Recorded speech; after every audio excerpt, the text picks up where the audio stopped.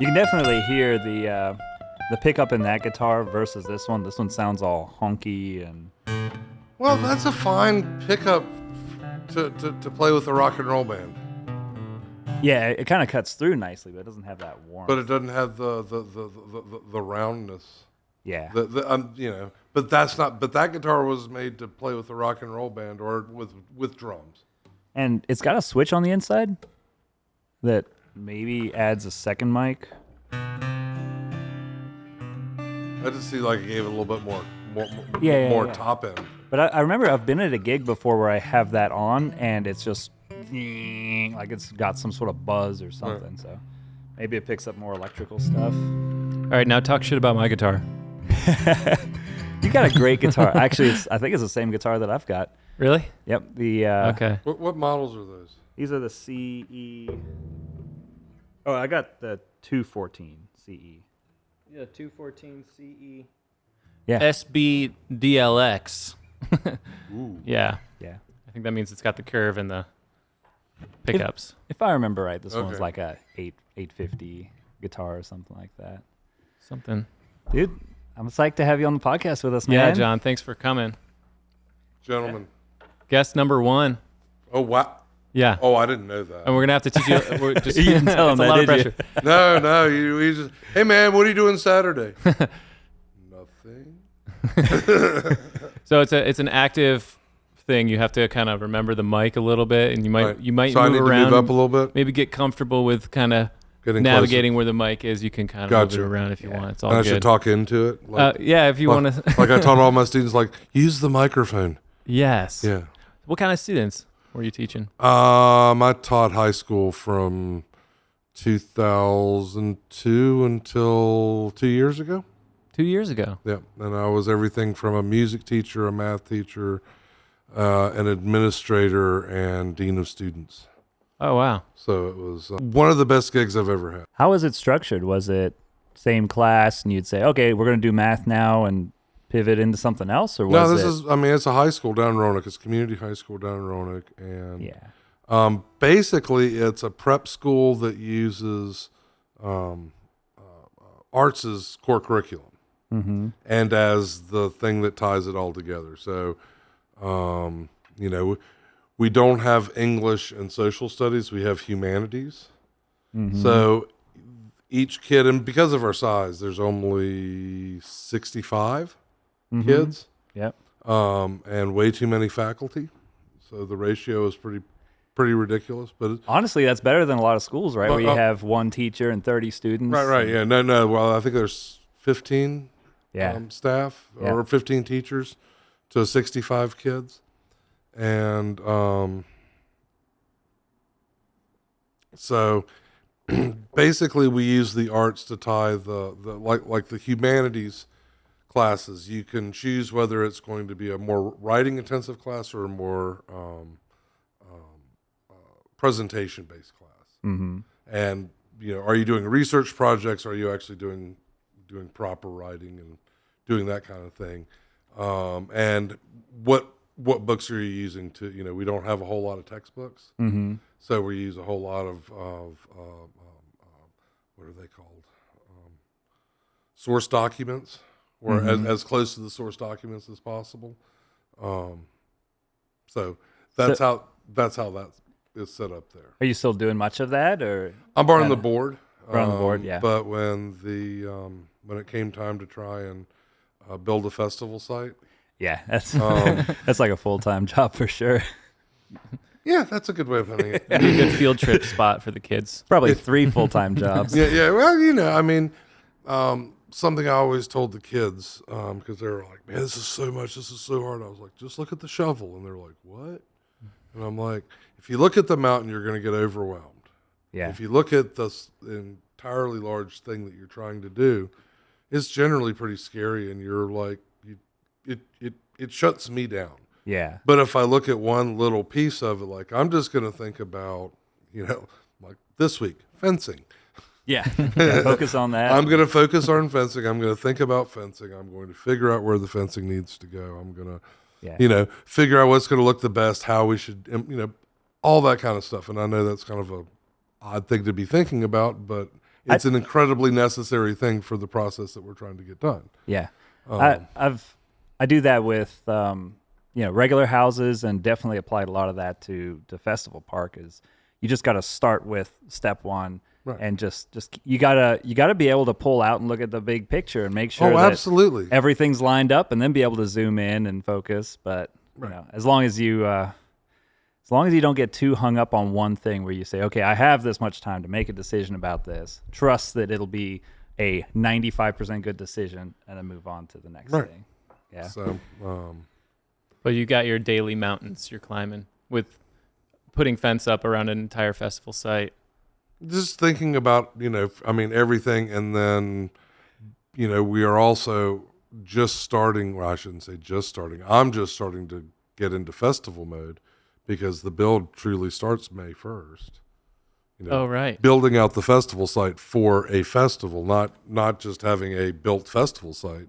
Yeah, not just building new grounds, right? But getting the infrastructure, figuring out exactly where this tent, that tent, this porta potty, that porta potty, this shower trailer, this, all the different little nuances. Yeah, and to be able to do it, or to, what's really interesting is we've been doing this for 20 some odd years, and we've been doing it in the same spot for 20 some odd years. So we kind of knew where the porta potties were going to go. We kind of knew whatever, so we just had to set it up, and that still took 2.5 months. Right. Well, I've been so impressed working with you guys on laying out the new site, but then at the same time as that, you guys are working through the crowd flow, where all the logistics are. Right. Is this a good setup? Does it feel right? How to even move beer across the festival. Right.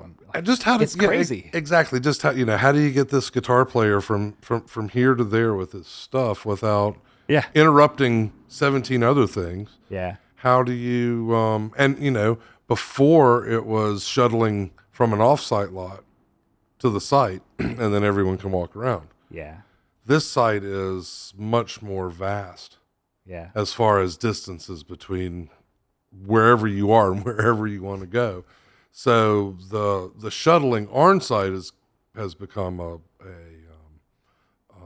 logistic that we are hoping to be successful with. Yeah, for sure. And I'm sure it'll take a year or two to get the nuances worked out and say, if we shift these two things around, then all of a sudden. And the patrons are going to tell us where they're going to go. Exactly. They're going to go, no, actually the path needs to be over here.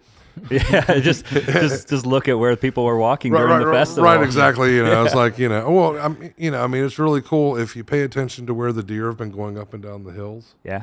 You can find some decent paths. That's true. Because they don't like going up hills either. Yeah. Yeah. So it's pretty cool just to try and honor this property a little bit. Yeah. And have a nice place to hang out and get together. It's such a gorgeous spot. I've been so honored to work with Matt with Omnibuild and work with you guys on building this thing, and it's been quite an uphill challenge to get everything lined up and going, but man, it's gorgeous. Just going back to the fencing, I drove around with Matt yesterday, and just all the stuff going in, it's gorgeous. It frames it out nicely. Yeah, and the viewing deck too. Oh, the viewing deck is just wow. We just got the deck done, so standing on there and just feeling it being in the heart of the festival. Like there's 17 parts of that are the most complex thing. I mean, y'all keep telling me it's like, I'm looking at it going, I don't understand what you're doing, and I'm a geometry teacher. It's like I get the angles, but oh my God. It came out looking really, really good. Right. I was over there the other day with the drone and got a top-down view of it, and that pattern that was right. That's what I'm saying. Is just so beautiful. It's amazing, and then you go underneath it and look up, and it's just like, wow, every one of these hanging joists or whatever, joist hangers or whatever they are, are so perfectly, it's and to toot my own horn, I'm super proud of the piers and the steel frame going on top of there. I'm gonna for the rest of my life, that's gonna be like, whew, I pulled that off. That was right. Well, they're getting ready to. I guess this week they start putting up timbers. Yeah. So that's going to be, and when the if Stubby's happy, then or not, relatively happy. Relatively happy, if he's on site Timber working, framers. timber framers, I don't know what to say about that. Yeah, man. No, it's going to be, and the other thing is to have to, the planning, the plans, everything that we did for so long and not able to take a step, not able to put the proverbial shovel to soil, so to speak. Yeah. And then seeing what's happened from basically, what was it, August 1st? Mm-hmm. Of last year, and it's just been. I think I said it while I was out there, and we had, we were 3 weeks in, and it was the hardest thing for Matt and I to, we go through permitting, we go through stormwater plans, everything, making sure it's all in a row and just itching, shovels in hand, waiting. So the first 2 weeks that we could go for it, man, it felt so good. Yeah. Staring at the mountain with the shovel in hand. Yep. Right. There's the first lyric to the new song we're about to write. There's a lot of songs coming out of this process. Yeah. Oh, well, that's good. Oh, yeah. Yeah, this is a pretty experimental process. The initial plan with the podcast was to build this studio out and maybe rent it. But then as we started testing it, we realized we really liked it. And then we started to develop kind of a game plan on how we would come about it in a way that was unique to our interests. Mm-hmm. And so music became kind of second nature. Yeah. Mm-hmm. It's basically the only time I'm making right now to make music. So I'm using it as a way to pick any of the musicians' brains that come on for the resource of maybe some tips, some pointers, some inspiration, stuff like that, or just maybe a little jam boot camp, workshopping my songs. That's kind of my approach right now with it. It's That's probably cool. going to adapt and develop, but it's been fun, and it's cool that you were open to coming on, and you got your guitar in hand, you're ready. Again, incredibly honored to be here. This is going to be fun. I'm already having fun. Yeah, exactly. and you were saying music. Music is kind of what has driven everything we're doing. Yeah. I mean, everyone's like, "How'd you get started?" I was like, I wanted to play music in a club, and they wouldn't let me, so I took it into a field. Yeah. And we went, "Ooh, this is better. Yeah. This is so much better." Open air and No. I mean, literally think about it. You get some equipment, because we're all kind of crazy. We'll buy a $5,000 guitar and put it in a $500 car and drive it 500 miles for $50. I mean, the and zeros feel like rock stars. and right, yeah, and Living the dude, dream. We killed that one. That was awesome, man. I mean, it was just So, I mean, we're willing to do that stuff. And then you find, people with generators. Yeah. And then everyone puts in $5 and you get a couple of kegs of beer.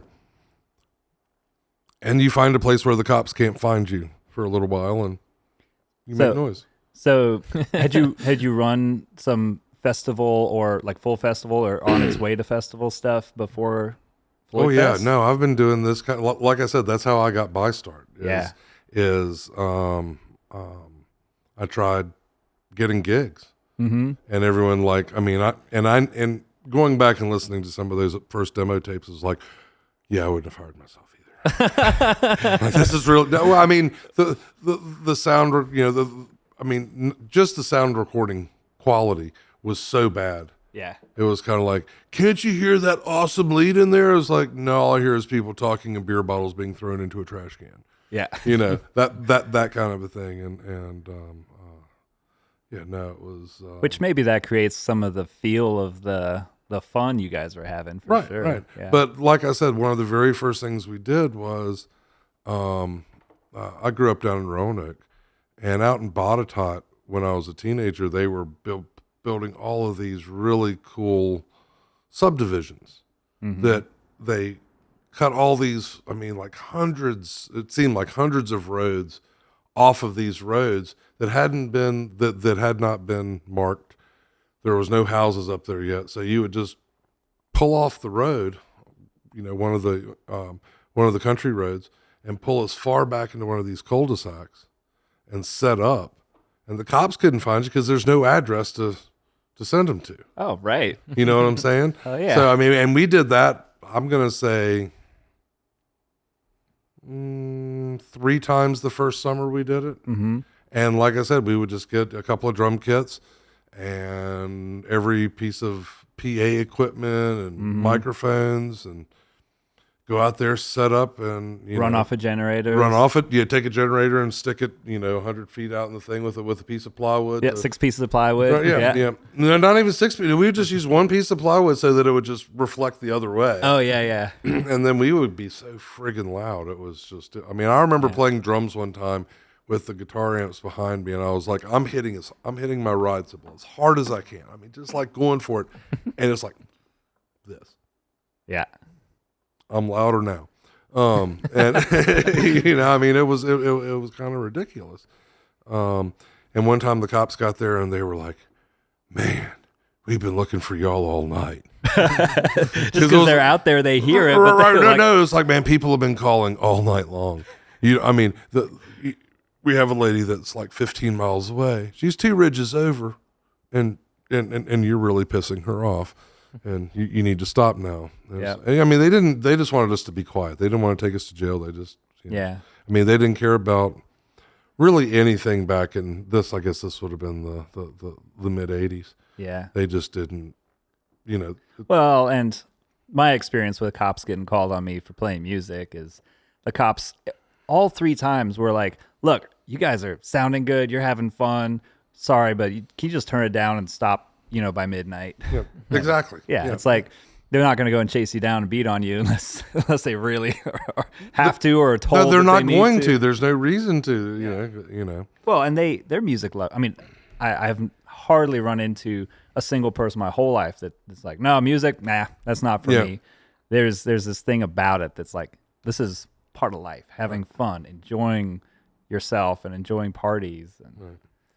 And then after that, I bought a 6-channel board, powered board, with 2 Sun speakers that were about the size of this table, each one of them. Well, I mean, monster things. I mean, nothing heavy as hell. No, actually, they weren't. They weren't that heavy. They were just big and bulky. Yeah. But I mean, like they were too big for one person to get your arms around it. So you did need 2 people to carry them. Yeah. But I ran my very first festival, or I was the sound for the very first festival, back in '84 in Newport. Did it have a title, a name, the festival? Belly Acres Bash or something like Belly Acres Bash? Yeah. The place was called Belly Acres. Nice. And it was us, let's see, a band called Loose Shoes, I think. I think The Kind played. Who else? The Woodshed might have played, but they were kind of in that. Electric Woodshed was in all of that. And then my band from Ferrum, The Opposition, got to play. And it was an interesting weekend, I guess is the best way of putting it. Did you get into any hairy situations doing outdoor events on the fly? Honestly, not really. I mean, the worst thing that happened one time, and I think this was back in high school. I was helping a buddy of mine's band, and we were doing a private party, or so we thought. And we go and load in at this really nice house down in South Roanoke, and we're sound checking. And the cops show up, and the kid whose house it was there, but the parents are out of town. Classic. And the kid was not supposed to be there. The kid was supposed to be at school or someplace else. Yeah. And actually, he hadn't even gotten there yet, I don't think, the kid.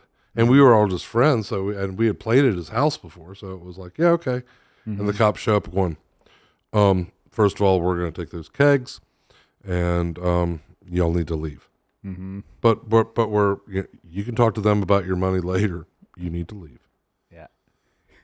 So, and other than that, no. But then again, that's it. But I mean, for the most part, we've had, like you were saying, lots and lots of encounters with police, but they've always been just like, "Hey man, can you turn it down or be done by this time?" Or just they're just reasonable. I mean, we were playing this another high school party over in Grandin, you know, and this was at, well, I'm not going to say right now because it might be a little too much, but over in Grandin, and a whole bunch of us. This was early '80s, and I remember watching the band, and there was a way of coming through the garage from the alleyway to where the band was playing, which was in the backyard. And all of a sudden there was like 4 cops standing behind the drummers, but it was so loud they couldn't get anyone's attention to to be quiet. That's where you shoot. The strippers are here. No. Right. No, I take that back. The worst thing that ever happened, I don't think y'all were playing, at least back in the days, a place called the Bridge Club down at Smith Mountain Lake. Mm-mm. It's right across the street, or right across the bridge, Hellsford Bridge from Moosey's, and I'm not sure what it's called now, Mangoes or whatever the beach bar is over there. But anyway, the cops came in. Somebody was complaining. I was the sound person. But that was a venue? This was a venue. Yeah. And it was the end of that venue. Yeah. Because they had gone up against whoever the sheriff was at the time, and the sheriff won. As they do, yeah. As they do, yeah. Yeah. It's the first time I've ever been to a club show where they had dogs searching, walking around everyone's car trying to find whatever they could find. Wow. Yeah. It was. I've never seen tactics like that, but it worked. Yeah. It went from one of the funner places to play to, no, we're not going to do this anymore. Yeah. I think back on one of those experiences I had playing out in a cow field in Floyd, and now that I'm an adult, because I was pretty young, I was like late teens and in a rock band and trying to be all cool, and cops showed up, everybody scattered. My girlfriend says, "I can't be caught," and so I pick her up and hoist her over my shoulder and run through the woods, hop a creek, throw her over a barbed wire fence, and what? Wait, you threw her over a barbed wire fence? Okay, keep going. Sorry, we had to get over it somehow. I mean, gently. And we digress. We hoisted. Yeah, and then spent about an hour in the woods, and then we came back, and everybody's chill, and they're like, "Yeah, the cops just asked us to be quiet and turn it down a bit." I was like, "Yeah, I was willing to save her and get her out of there, but it was not needed." You were chivalrous. Yeah. Chivalrous or shivering with pure adrenaline. Right, yeah. Like somewhere in between. Right. Wait, my guitar isn't illegal. Yeah. Did I mention it was my guitar that I brought to the woods? Yeah, and just so you know, when Luke and I were in high school, it was in the 2000s. Right. So. Yeah. Yeah, you asked if he had been playing out in the 90s. So if you had been, he would have been like a child prodigy. Yeah. Which is, No, that's possible. It's definitely possible with him. We knew a couple. He's very good. Maybe you were playing out. Yeah. Shouldn't assume you weren't. Well, when you're listing some of the bands, it's so cool to hear because, like The Kind, they're like, I know those guys and they're still at it. Well, I've got a good story on The Kind. Yeah. So, again, the band that I played down in Ferrum got invited to play a party up in Blacksburg, which happened to be the first night The Kind played. Ever. This was the it was I don't know, the January date or whatever that they celebrate. Yeah. They got me and the other guys in the band so high that we couldn't do anything. And they took over, and it was like, oh my God, the Grateful Dead just appeared right in front of us. You're right. I mean, no, because I remember just going, oh my God, they're playing Cumberland Blues better than Jerry. This is amazing, Sounds like there was some stuff to help influence that too. There was a lot of helpers and helping agents that night. Yes, no, there was plenty of it, but that was they hijacked the equipment. Yeah. And it was literally all of the original members down to the, it was the original band. It was really cool. And then I started going I think it was every Wednesday night to South Main Cafe. Mm-hmm. That they played there for 15 years, and then went to Pedro's or some other place in Blacksburg and played for another 15 years, and then went to some other place in Radford or something. I mean, they've been making great music for probably longer than they want me to say.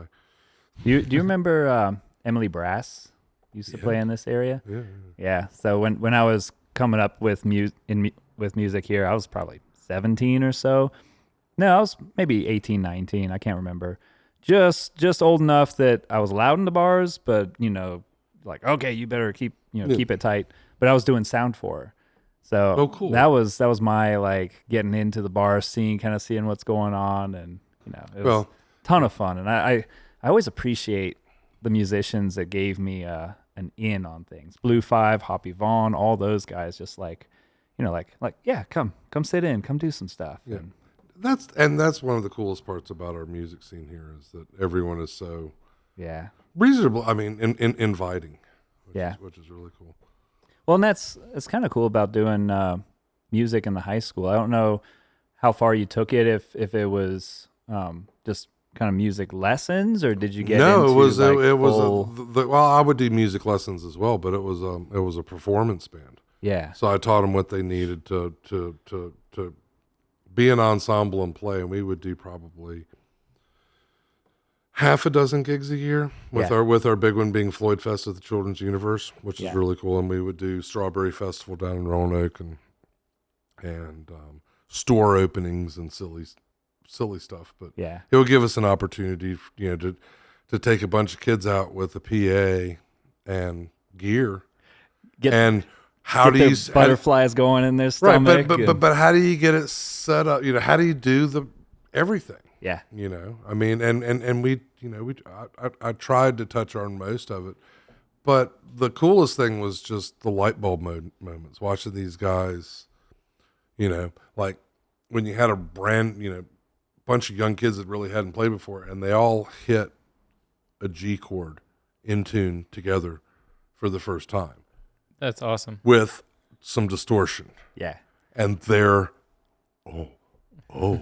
And you see that look in their eyes. And you see the look in their eyes like, okay, got you for 4 years, don't I? Yeah. This is good, and I would say there's probably, I know of a good dozen or so that are professional musicians now. Mm-hmm. A whole bunch of them that are hobbyists. Mm-hmm. But the main part was I always called it like musical. The core of it was being like musical public speaking. And that was like, one of the first things you did on the first day of class is, whether you played or not, was you have to sing a song in front of the class. Nice. Whatever it is. And I've had, I can't tell you how many were like, well, I'm going to sing Happy Birthday. I was like, if you sing it sincerely, I don't, sing Mary Had a Little Lamb. That's cool. But where are we starting at?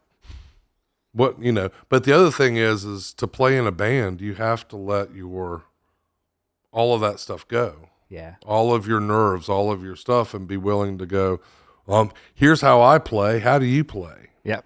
How do we play? And then you start figuring that stuff out. And that honest look of like, don't let your ego get in the way. Just say, here's where I am. Right. Let's try something. And if you're hanging out with people that support you where you're at, that lets you grow and just take 20 steps up versus getting stuck on something. Right.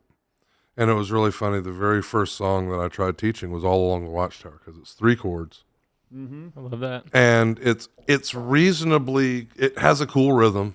Mm-hmm. It's not simple. It's not as nearly as straight ahead as anyone thinks it is. Yeah. But anyway, I tried teaching my very first class that, and they were like, why do we got to learn all this old hippie stuff? I don't want to, man, like just wait, you'll get it. No, but the funny thing is I was like, okay.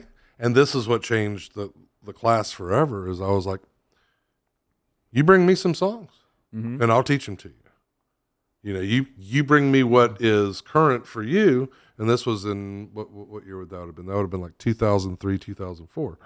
And I'm like, I'm not sure what was the big, Seven Nation Army. I probably have taught that song more than anything else. That was one of my first songs. Right, no, exactly. So anyway, be like, so you bring me some songs and, and I'll teach you how that I learn them. And I would teach them everything from putting on a tape and using your ear to going onto the internet and finding, I mean, now the resources are just amazing, you know, because we had notation if you were lucky enough to find it, or having a listening copy that you just wore out trying to figure out a lick. And so anyway, the next class comes. Guess what my music students didn't have? Songs that they wanted to play. They're like, oh, we'll just play Watchtower. Yeah. But that's what started that. So Watchtower has been kind of yeah. I played the hell out of that song. And it's then, such a good one, too. Right, Especially, you know, also for vocalists, if you're singing, like it's got some cool stuff. No, it's good phrasing. It's some great metaphors, similes, and other things like that. You're going, what does that mean? I don't know. What does that mean? Yeah. Well, music is, I could argue that it's on par with any other academic things, reading, math. If you can, even if you don't take music to a spot where, you know, you're even enthusiastic hobbyist, it's just like, oh, yeah, I played it when I was younger. I feel like there's so much to learn from it. Well, it was the first mathematics. Yeah. I mean, literally, it taught fractions. I could totally see that. It taught time. It taught, you know, your 4 beats to a measure. Mm-hmm. You know, as a quarter note, as a, you know, what, you know, or 3/4 or whatever. It was a way of teaching math. And from what I understand, there was a thing called the quadrivium. I've got a book on it that's really cool. And it's the 4 early rhetorics that were taught by Socrates and Aristotle and all those guys. And it was, I think it was geometry, astronomy, music, and what was the last one? Of course, I'm going to forget it now. But anyway, it was the 4 and how they all teach us this world and show us this world. Yeah. And that was before, you know, that was when mathematics was still philosophy. Mm-hmm. You know, it makes total sense that music's kind of got deep roots in the past, because I mean, how much, like how developed and advanced you need to be to go, like that's a pretty easy thing, and then a cycle, and then right. You know, it's a way of it's communication. Yeah. It's you know, storytelling. I mean, yeah. Well, right, but again, the very first musical instrument that I'm aware of is slit drums that were built out of hollow logs. Okay. So that tribes from this ridge line to that ridge line could say something, you know, communicate across the mountaintops. Right. Yeah. And could, you know, it was the first telegraph. Yeah. And one of my favorite things that has ever been said about music came from my daughter, who's now 30-something, and she was like 4 or 5, and she goes, well, Daddy, music is just it's the language of love. And I was like, yeah.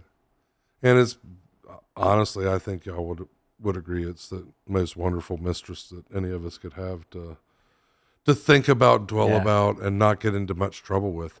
Yeah, absolutely. You know what I'm saying? It's always there for you. I mean, everyone's like, I mean, they kind of go, yeah, you really need to you need to pick up the dog poop in the backyard, but you're playing a pretty song, so I'll let it pass.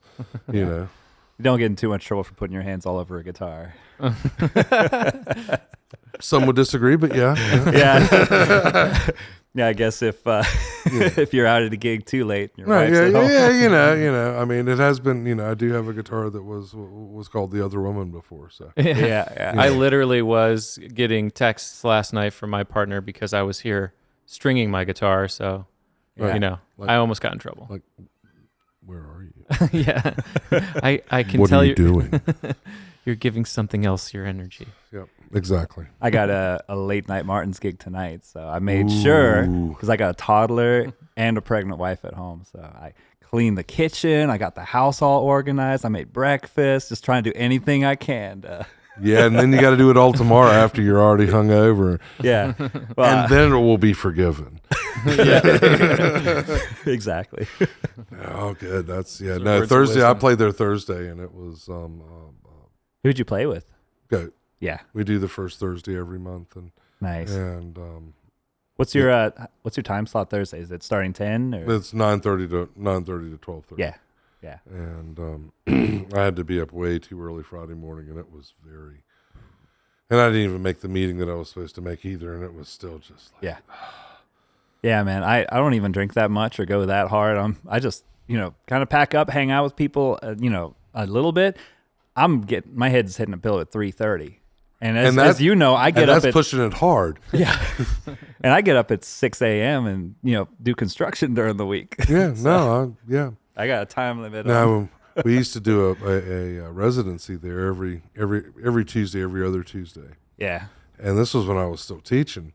And as you know, they put you in that little box, and you really can't, it's loud. Yeah. And until I started using in-ear monitors, Wednesday morning classes, if the kids, I was like, could you repeat that and speak up or yell at me? Because I'm like just going, Can you ask the question on your table drumming? right, yeah. I could feel that. The slit drum? Yeah, exactly. That's It was so cool seeing you guys at the Grandin Theater. that was a hell of a show, man. That was we rolled the dice in a lot of ways, and I think it worked out really nice. Yeah. And just the people that came out, I was, I've been in Floyd for quite a while, so I know a lot of people, but I was just like, hey, I know that person. I know that. It was kind of my big social event of, a few months of just, I love all these people here. It was such a good feeling. I don't think I could have asked for anything. I don't think I could have asked for it to be better. Yeah. And it was, y'all have worked on these big projects, and it's everything that you can think of. Yeah. And then hope that, because I remember, I don't know, it was like 6:15 and there was like 7 people there, and I was like, okay. Yeah. I'll just go back and play my guitar and worry about that. Yeah. And then when I came out on stage, I was like, whoa, wow, this is different. Yeah. So it was. Well, and then getting horns coordinated and getting everything lined up, and Dan, I was supporting him that night with filming, and it's like there's a whole team and I really think we got some nice. We were going for at least some promotional material. Definitely, we got that. And I think I think we've got a lot of 15 to 30 second spots that we can put out on Facebook and get people excited about For a whole sure. lot of things. But I also think we got a whole lot of nice video and a whole lot of nice capture of just. Well, we got the whole set, so yeah. So it's we just got to get the audio processed, and then we'll dial it in, and it'll be and finding people that actually have time to work. yeah. That's something I'm working on, is just networking more with the creatives around here, because I'm attracting a lot of people with interest, and there's only so much that I can do with my own network. Right. So it's just it's something I'm calling in and wanting more of, is just more people that are, whether you're an audio engineer or a filmmaker, photographer. There's a lot of freelancers out there that I think are just kind of getting gigs here and there. But it's interesting to be in a place where there's such. I didn't expect there to be a very high demand when I moved to Floyd with videography. Right. I kind of was nervous leaving Northern California and coming out here, but it all kind of clicked in a way where now I'm like, wow, this is growing, and I need to bring more people in. And I think this space now that I think COVID taught a lot of people how to do things differently, and technology is allowing people to do things from a lot of different places, and the classical work model has been blown up. Absolutely. In a lot of people's, so I'm just saying. At least got rattled. It got rattled. No, well, I'm just saying, it's really easy. We're seeing a whole lot of shift in office space being turned into residential. Mm-hmm. And it's almost flipping it. You know, it's like, we'll bring people back downtown, but it'll be into their own apartments, and that's where they'll work from. Yeah. So we already got the infrastructure. We already got all that stuff. But it's just kind of funny that,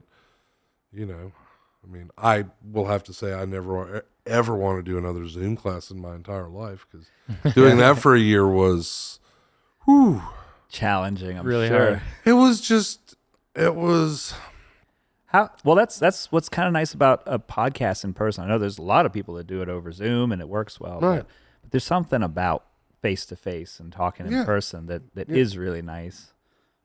Whenever I'm talking to clients over Zoom, I have to keep reminding myself every 10 minutes, stop yelling, because you're trying to yell through a little box. Right, yeah. So I'm not crapping on what Zoom does. No, it's been a wonderful tool. It's phenomenal for like connecting, working from home and everything. So maybe you can do 90% of it from a distance, and every now and then you just gotta right. hash it out, talk face to face. But I think that also gave a boom to the whole idea of podcasts. YouTube, it changed my viewing. I don't really view that much anyway, but now pretty much when I sit down, I'll turn on, unless there's something very specific that I want to watch. Yeah. Which is about once every 3 years. I'll turn on YouTube and watch guitar videos or science videos or just weird stuff. Yeah. The content is getting so good. I mean, you can, and not just like, I think podcasting has helped us a lot, but YouTube's in that zone where when you find something you want, you can shift out all the bullshit, all the commercial stuff, all the stuff that's trying to push commercials or, anything on you. And you can find somebody that's working on a specific guitar lesson that actually means something to you. Right. And it's a real person doing it themselves. And it's such a cool world in that sense. Yeah. Well, I think we're all just trying to figure out how to utilize it the best we can. Yeah. Well, you've got a guitar in your hand. How you feeling? You want to? Yeah, I'll pick one. Pick a tune and jam. Yeah, let's because that's all we really want to do anyway. Yeah. I mean, let's cut. Actually, I speak for myself. That's all I ever really want to do is oh wait, you want to play guitar? Cool. Yeah. I had my guitar in my hand this whole time. I had to keep stopping myself from noodling Don't stop. under. I think the ambient noodling is acceptable on this podcast. But if you want, I mean, maybe that's Luke's in the audio realm, so don't. right. I don't want to add more. Audio stems to your reality of post production. But it's actually kind of cool if you take what the person's saying and start playing a minor chord over it. right. Yeah, he's getting moody right now. What happened? All of a sudden, the mood changed. Yeah. Yeah. Do you want to play a solo song for us, Sure. Or however? I mean, both of you have guitars, so I think this first one that I'm going to play would be very conducive to having y'all play because it's pretty straightforward. Yeah. It was that Bluebird song that I was talking about. Yeah. Nice. Yeah.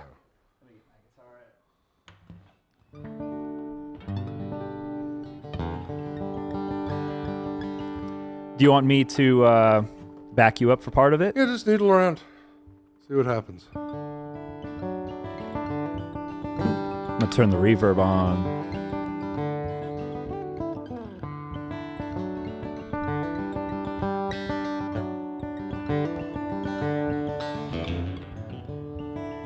Ooh, that's nice.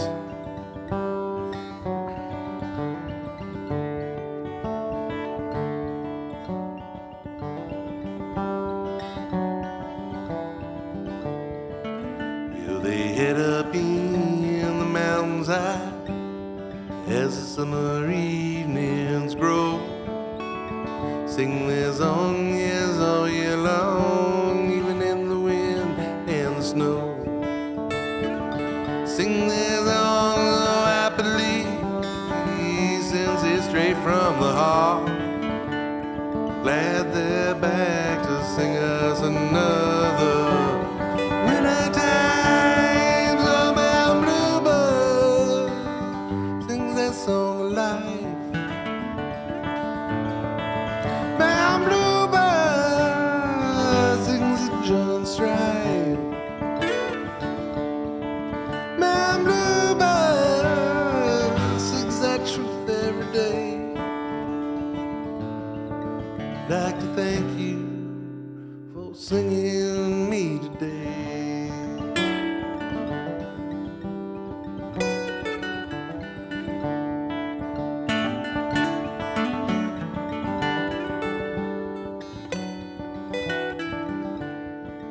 Will they work all day just as hard to play through whatever life throws them? makes the best out of every breath and carries on through it. Thanks the good world for what it provides. Sends that song back a prayer to remind us all of what we have, especially what we share. Bound blue bus sings that song alive. Bound blue bus sings a joyous stride. Bound blue bus sings that truth every day. Like to thank you for singing me today. Have some fun now.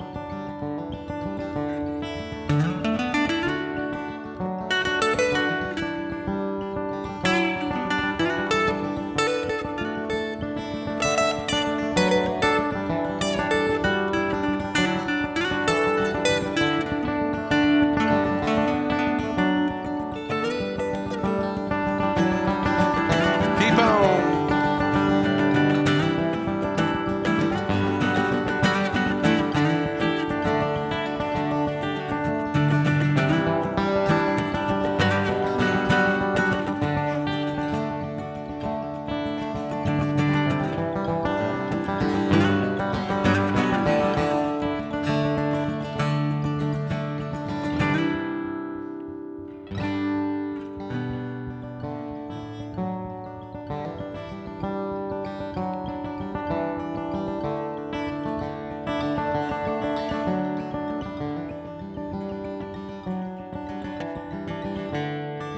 Well, the time has come for us to run back to a simpler way.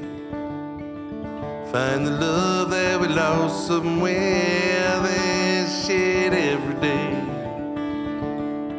Simple smiles can satisfy these longings in our heart.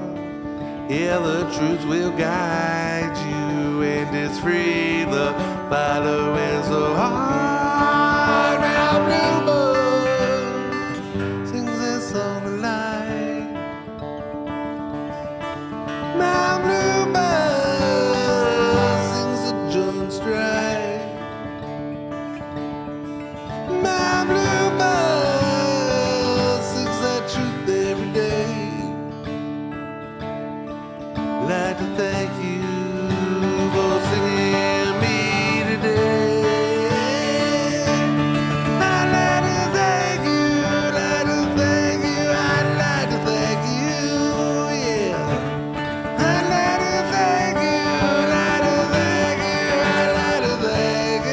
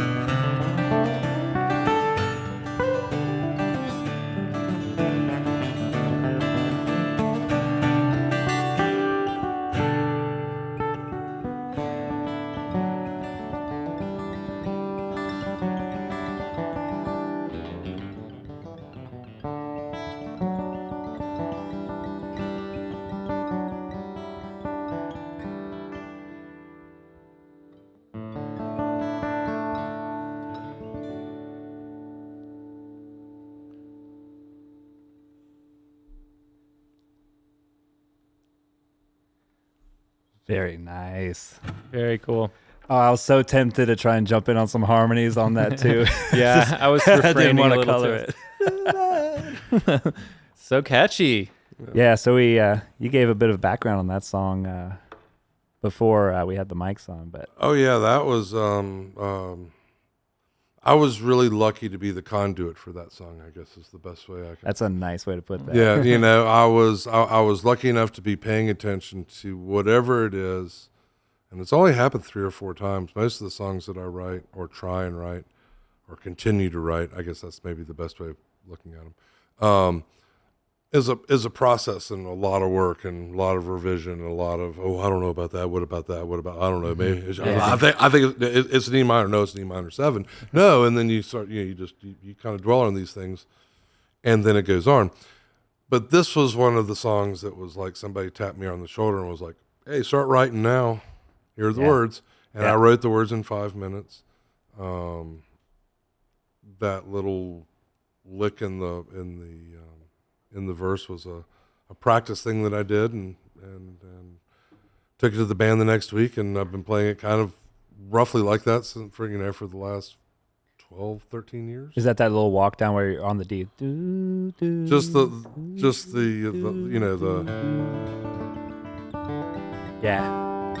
and anyone that, if you think about it a little bit, it's, I am totally ripping off. Yeah, but I didn't hear that. No, I'm not saying that you did, but what I'm saying is that's where it came from. You can't do anything without ripping something off nowadays. No. It's all cut from the same fabric. No, it is. Yeah, I mean, from what I understand, greatness is, stealing from greatness. Yeah. Or putting a couple of great things together that no one had, that's about as close to originality as we're ever going to get. For sure. I mean, Bach went, no, I'm going to do all the variations myself when he was like 18. And he did them.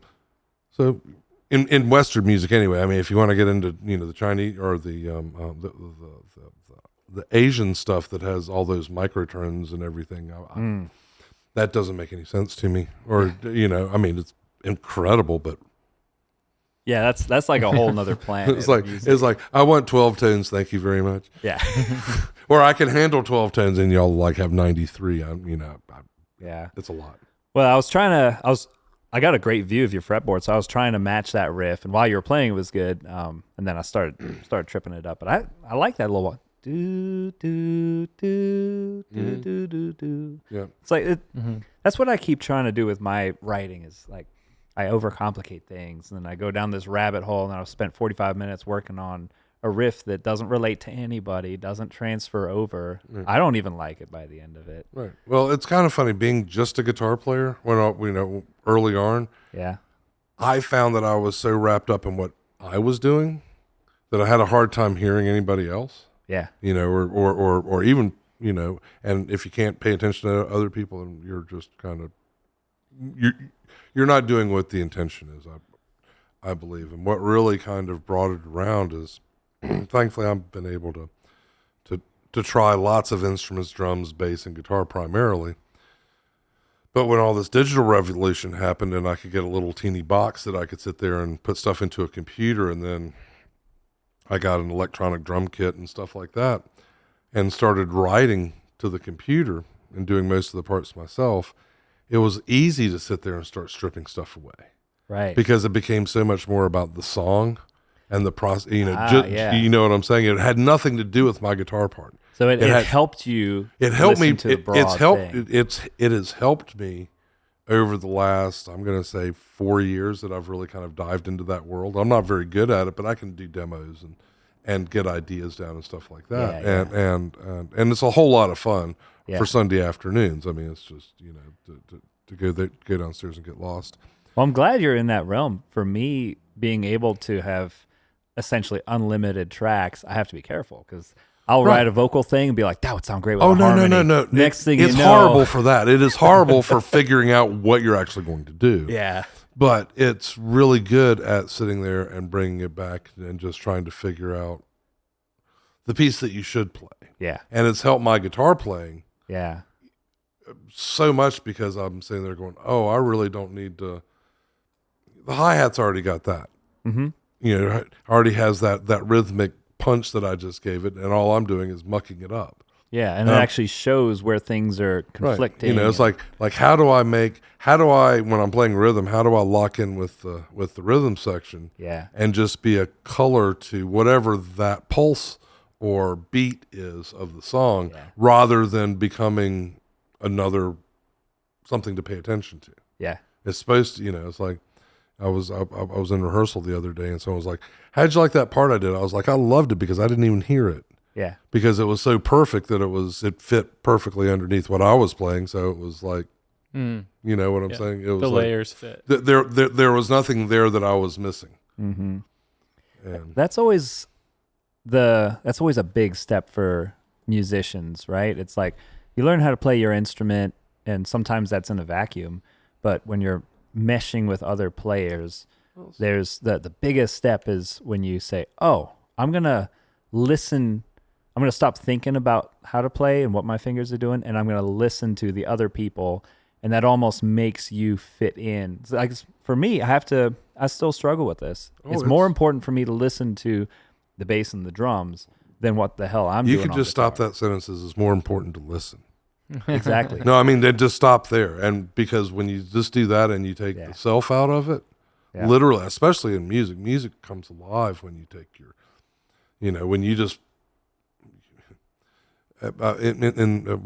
what's the name of the song? Music Never Stopped by the Grateful Dead. Yeah. You know, when the music plays the band, that's the greatest thing. I mean, it's almost an out of body experience when everything's going that well. Yeah. And it's like, you're just watching yourself play. It's like, oh, wow, I didn't know I could do that.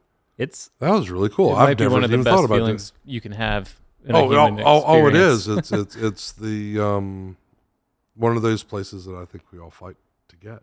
Yeah. And want to be. Yeah. And, you know, it's that G chord at the beginning of your first music class and going, oh, wow. Yeah. And, you know, it's a connection that you can't. Yeah, it's like when you can get out of the way enough to actually resonate with the harmony by making the space and listening, and then you kind of lock step into that connection with everybody. Yeah. And it becomes almost like we're a dance, you know, another word for it. It feels so fluent that you're not even thinking about the notes. You're just doing it. You're flying. You're in the. Well, I was talking with my son about it the other day, and he's a very talented snowboarder and mountain biker, and they call it the flow. When you're in the flow state is, and that's the closest thing that I can call it is, you know, it's like, oh, it's this place that. No, if you think about it, if you look at it too hard, it's not there anymore. Yeah.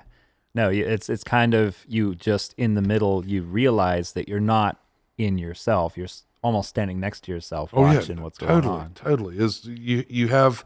It's not that you have no control over what you're doing. It's just that you already know what to do. So you're just it's autonomically. And the other most beautiful part about music is being in the moment. Right. And that's when that happens. Yeah. When you're flying down a mountain on a double black diamond, you got to trust that you know what to do, and you can't doubt your movements, because a single moment of fear, you could catch an edge, and all of a sudden and it's bad. So that's kind of what it's like. I think it's like mountain biking downhill, hitting the switchbacks. That's what like improvisational music is like when you're meshing with musicians.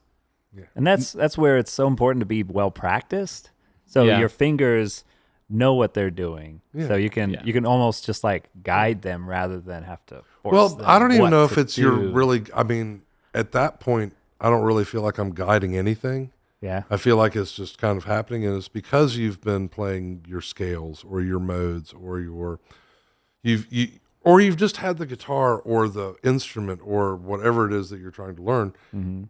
And you touch it. You're doing it a lot. Yeah. You know, the week of I don't know, it was 2 or 3 weeks ago, I had like 4 or 5 gigs, all back to back to back to back. And by the third gig, I was like, oh, I'm not thinking about it anymore. I'm just like, oh, I want to play that. Boom, there it is. Yeah. Just want to do that. And then last week, the first couple of days of the week, all I did was sit behind a computer and do accounting. Didn't even, honestly, it wasn't until Wednesday that I was like, oh, I should really touch my guitar. And I picked up my guitar and I was like, ooh. You kept thinking about stuff and it never happened. Yeah.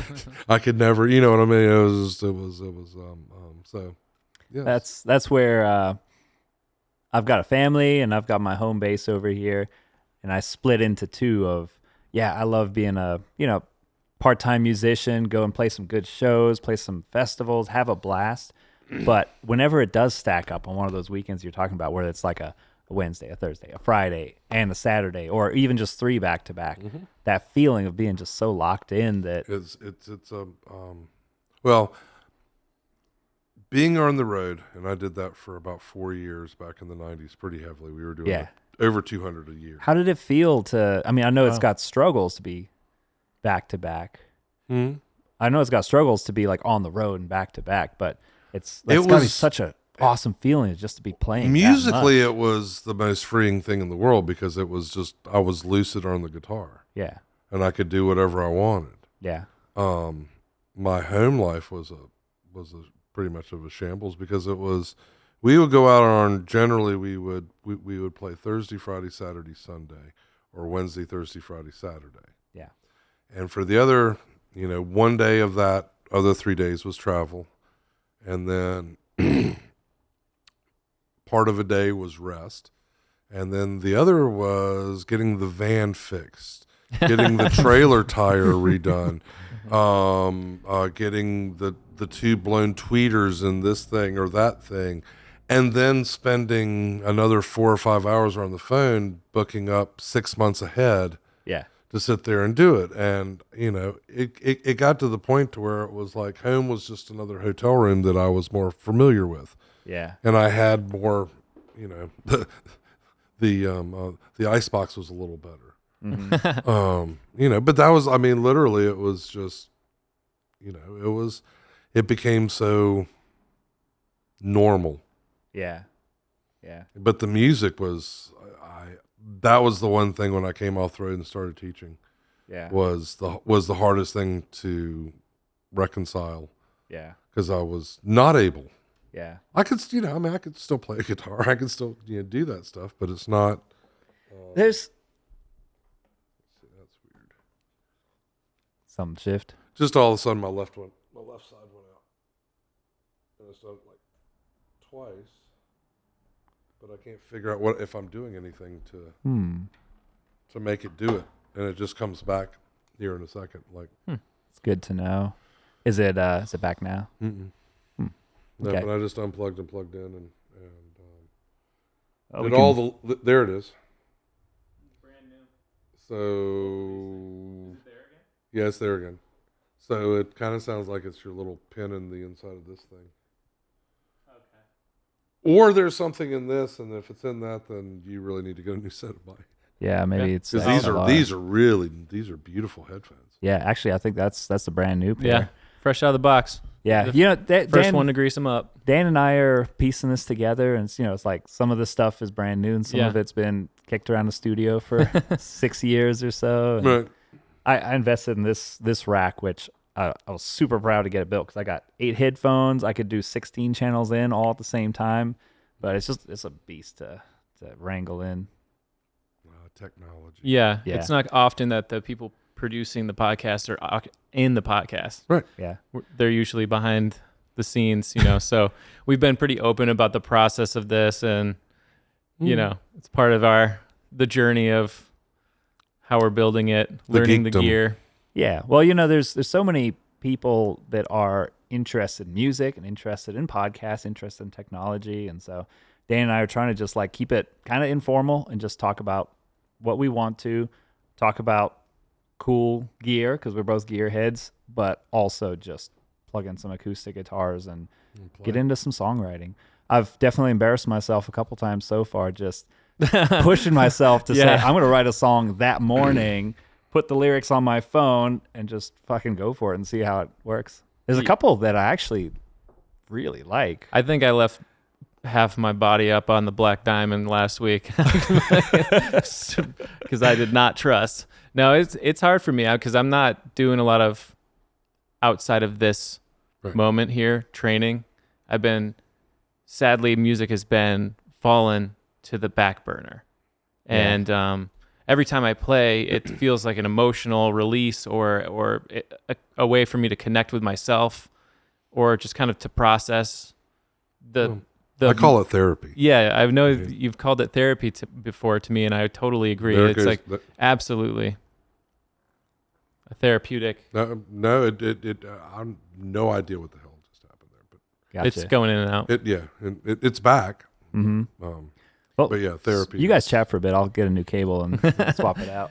So yeah, I mean, I want to play with you, and I just felt nervous because I don't want to step on your notes. I'd rather be behind the camera, making sure I got a cool shot. One of the greatest things I ever heard, I've in my teaching, I've gotten to take my kids to a bunch of really cool like master classes and stuff like that. Mm-hmm. And over the years, we were really well connected with the Jefferson Center, and Victor Wooten would come through. Really? Either with the Flecktones or with the Wooten brothers. Oh, man. And generally the Wooten brothers, and they would do master classes in the afternoon for all the high school kids that wanted to come. And the greatest thing that he said, well, one of the greatest things, the two biggest things that I took from the very first time he talked about it was use silence in your music, use rest, use pause, use whatever. And the other one was, when you're learning how to talk, you just don't talk to other babies. You talk to everybody, right? Yeah. So when you're playing music, you should play with whoever you can play with. Yeah. Because you're always going to learn something. Yes. Even if it's something, I shouldn't do that. Or, you know what I'm saying? But you can always get something from every conversation you have. It might just be frustration, but you're always going to get something. So, and if it has anything to do with me or my songs, don't be nervous. Pick up your guitar and play. Well, it's the new dynamic of having a guest and wanting to make sure that the feature of the guest playing their music, being, you're all plugged in, it's going to sound nice. I've got the cameras over there, so I want it to look nice. So I just opted in for, I'm going to grab an extra shot that's moving and dynamic. And I'm happy I did. But yeah, I really appreciate that tip because Victor Wooten has been an inspiration of mine for many years with the Flecktones. And as a solo musician, when I was in high school, it was one of the he wrote the music lesson, I think around that time, yeah. and it influenced my playing and my approach. Yes, one. And I think I read it a couple times, and then I passed it on to my. Have you read the second one? No. There's a follow-up. Okay. It's almost like a murder mystery. Oh. It is kind of a murder mystery. I mean, it's intense. I remember the book feeling like a really good story, and it had kind of a spiritual essence to it, and it's spiritual. It's a little bit, I would almost say, corny. Yeah, like comedic. Corny, comedic, well, but just a little bit corny, a little bit. And I'm not saying that in a shticky kind of way. I'm just saying because the book resonated with me when I read it, and then I tried getting some of my high school kids to read it, and some of them were just like, "This is a little bit too." Too woo woo. Yeah, To Victor woo woo. Yeah, a little too. Yeah. And then I took them to see him, and they were like, "Oh my god, whoa, yeah, where's that book?" Yeah, right. And then they were like, "Oh, one," and they would figure that one out. But no, they were. I've gotten to see those, the Flecktones especially through. I think all of their progressions. The first time I saw them, they had harmonica player, keyboard player. His name just went out of my head. And then I saw him a whole bunch with Jeff Coffin, and then what is his name? Is that the sax player? Jeff Coffin was the sax player, yeah, and he replaced. I'm gonna have to look that one up. But what is his name? In my opinion, I mean they're probably one of the most technically savvy bands that's ever been. The Flecktones? The Flecktones. Yeah. I mean, Bella Fleck, the whole 9 yards. Yeah, I had the honor of seeing them. I forget where it was, but it was just mind blowing. Just so awesome. I saw them when I was in my teenage years at the New York State Fair. Did they play in Roanoke at the big outdoor downtown stage? The Flecktones? They might have. The last time I saw them there, my 22-year-old was a little kid, and they played in the Salem Civic Center. Yeah. Let's see. Oh, You got Victor Wooten and the Wooten brothers this year, right? yeah, it's gonna. That's I'm just. That's so awesome. Not to mention Howard Levy, I think is his name. Yeah. And like I said, they are honestly one of the greatest bands that I've ever listened to. And after, because he came back, I guess, two or three tours ago, and started playing with him again. And I got to go to the no, I guess they did. They played at the Jefferson Center. Is that what it was? Yeah. Yeah. And I got to sit in the loge right above Howard Levy and watch Nice. him, and it was just like, oh.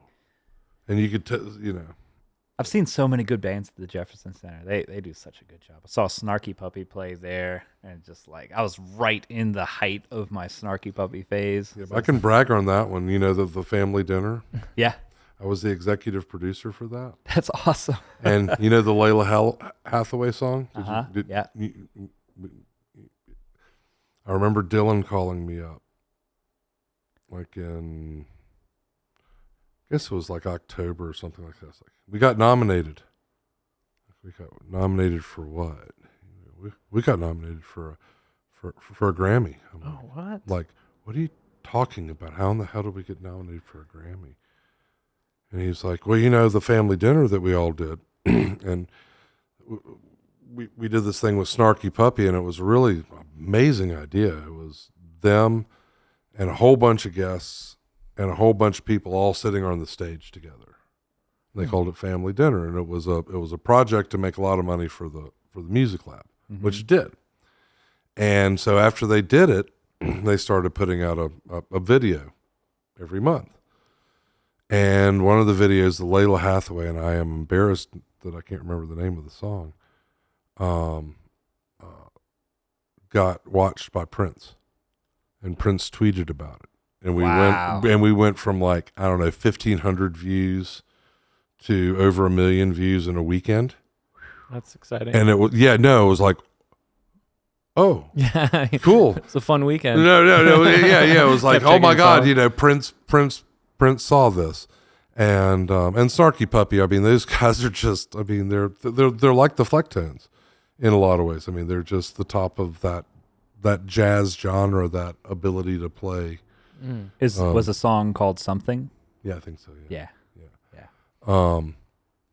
And anyway, and then I remember getting home from something and Dylan calling me back and says, we won. I was like, What? we won what? What are you talking about? He's like, the Grammy. I'm like, no, we didn't. Man, that's not cool. Yeah, that's like a surreal moment. Oh, well, it was totally a surreal moment. I Yeah. mean, I was just like, huh? Wait, so you're just telling us you have a Grammy now? I have a Grammy now. Yeah. Oh, congratulations. Yeah. As an executive producer, so all I really did was help fund it on the front end. Yeah. Because it was a good idea for everything, you know. Yeah. But to get that from that was it's really cool. Yeah. No, that's so awesome, and it's cool that that's in our area. You know, you hear about all these bands and distances and all that, but for that kind of stuff to be going on where we live, and it's as gorgeous as it is, and I don't know, this area feels like such a beautiful home base. Feels like the magic's over here. I have an idea for y'all. Since this is, well, I'm just sitting here looking. I mean, we're sitting at at this beautiful table by Mr. St. Pierre. Yes, we always mention St. Pierre. Right. No. I'm sure of that. But what I'm saying is, you were just saying we live in such a beautiful place, and I'm sitting here looking outside. I'm that looking out the view. window, and it almost seems like we need a big picture window right there. Should we install a bigger window? I was going to say install a bigger window and put the table over there so that one of the shots Shows the beautiful view. Shows the beautiful. I mean, because that's as pastoral as it. I mean, it's a pasture, so it's got to be pastoral, doesn't it? All right, Yeah. we'll clip this out and send it to Matt and get it on the schedule. Right, yeah. Hey, Maybe Matt, after- by the way, He'll be like, the Sawzaw's in the basement. Yeah. Sorry, I'm have building. fun. I'm building Festival Park. Yeah. I'll be there in a year. Yeah. And then he goes, never mind. Yeah, we'll be there for a while, I think. Yeah. So is Snarky Puppy also playing at the festival? No. No. No. It's a good idea. Oh, okay. yeah, they would be a hell of a booking. That would be a hell of a booking. You know, everybody's always got their own bands that they're excited about. Oregon, I've been a fan of theirs forever. Never seen them live, so I'm excited to see them up. The one that I'm really excited, and I've just been in love with her ever since I saw her back at the festival a couple of years ago, was Sierra Farrell. Yeah, Oh, yeah. And she is just, she's so awesome. well, she's awesome, but she's blowing up in ways that's just kind of, She's super kind and nice, too. and she's just, We actually met, Rita and I met her just at the Bristol Festival. Rhythm and Roots. I believe that's what it's called. yeah, Yeah, yeah. she played that last year, and we were there. And Rita she had her sculpture, and she did henna on her. She came over to the booth, and she was super nice, and she invited us to the back stage and everything. We couldn't make it because Rita was busy, but she was just so friendly, Yeah. and just made an impression on me. Like, I was really happy for her to watch kind of this trajectory she's been on. Yeah. To be able to watch someone and then know like that they're genuine and see them go places. It's really, with their really, music. really cool. I mean, another one that I got to work with years ago, who is now kind of almost, I guess, more expensive than we can afford at this point, is the Avett Brothers. Yeah. And getting to, They've played in the past, right? oh, they've played for us half a dozen times. I mean, Yeah. I think they were the very first. What do they call it now? Under the Radar, or it has a different thing. Yeah. But they were the very first one of the crowd favorite, Yeah. basically. Yeah. And they've just gone up from there. And they've just gone up from there. And when we needed them the most, they were like, "Yeah, we'll do a show for you." That's awesome. And it was just there. Yeah. Music is the best.